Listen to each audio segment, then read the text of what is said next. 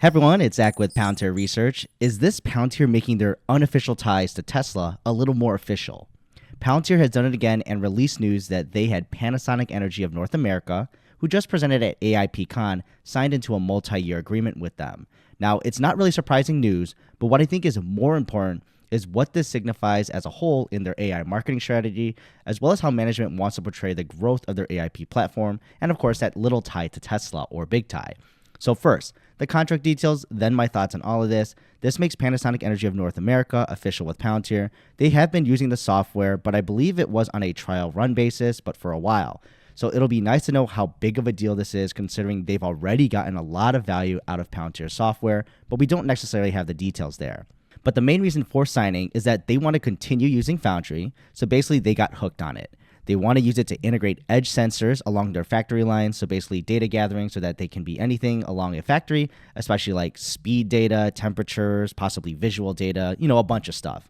Anything at different points in their factory. And also, they want to automate efficiencies and enabling operational users with this data, all of which is big. They're not saying we're going to get rid of everybody and all the people. I mean, naturally, if you're being replaced by automation, it was going to happen eventually. But there are folks who are enhanced by this technology and increase their productivity by being there combined with Palantir. And most importantly, in my opinion, this will include artificial intelligence and edge capabilities in the manufacturing space. So, like I always say, there is a process of getting to this artificial intelligence point, especially for these large companies. You want Palantir because it's easier for you, at least, to integrate all that together at the same time. First, you'll get your data in order and put it into an ontology, knowing how everything is integrated and relationship-wise together when your ducks are in a row. And then you can truly analyze your data much better, because this means you can do reporting, which shows what you did and what the data shows. But then the next level is using your data with predictive analytics. So that's using traditional modeling methods, regressions, machine learning, decision trees, all that stuff.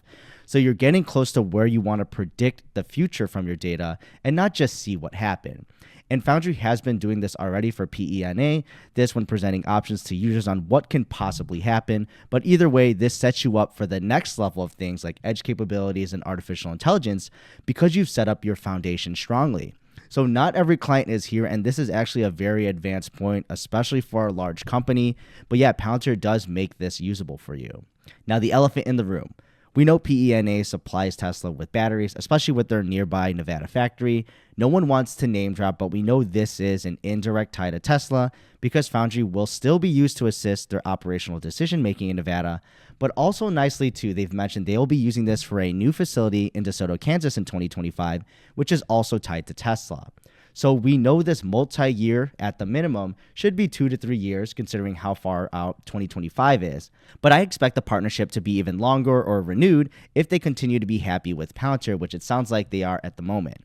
And Justin Herman, the CIO of PENA, in his quote states what they've already done with Foundry. They've operationalized their data within months, reduced waste throughout manufacturing processes, and they've done multiple use cases across functional groups. So they're saying basically that the software is robust and they can apply this to a lot of use cases, not just certain things. And this delivered significant ROI per year. So of course, we don't get how much exactly that is, but if someone's going to officially say in a press release, significant ROI per year, it better be that at least, or something that you can see or mention in possibly a future earnings report officially. Now, my thoughts on all this is that this is great, of course, making it official, making sure they're noting this is for artificial intelligence and edge capabilities, because that's honestly the next steps for clients right now that have cleaned up their data, besides expanding whatever you're going to do with Foundry. Now, like I said, the major elephant in the room is the ties to Tesla. We know electric cars as an industry as a whole are here to stay, so batteries are going to be manufactured at scale. So why not have an official contract with someone who's playing a large role in supplying that one of the most recognized brands in the world when it comes to EVs, Tesla? I'm not saying it's more special because it's Tesla, but as an investor, reading between the lines and understanding what is happening around you is part of your job.